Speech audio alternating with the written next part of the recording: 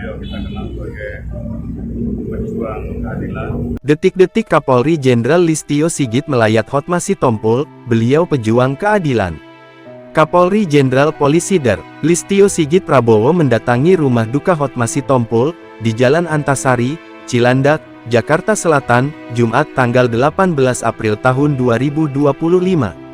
Listio Sigit Prabowo datang ke rumah duka untuk memberikan penghormatan terakhir kepada mendiang Hotma Sitompul. Listio Sigit mengaku cukup kenal dengan sosok pengacara senior itu.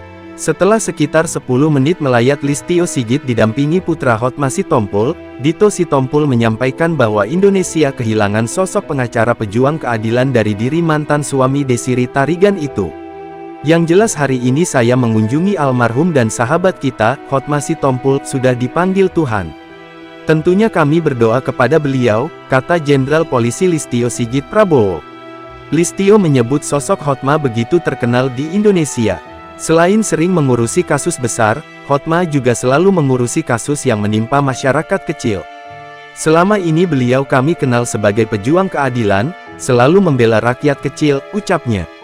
Listio menilai meninggalnya Hotma tentu meninggalkan cerita dan kenangan baik untuk Indonesia, akan perjuangannya dalam dunia hukum tanah air.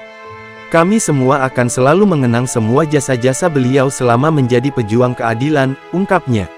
Listio Sigit berdoa agar jenazah Hotma Sitompul diterima di sisi Tuhan atas semua kebaikan dan perjuangannya sebagai pejuang keadilan.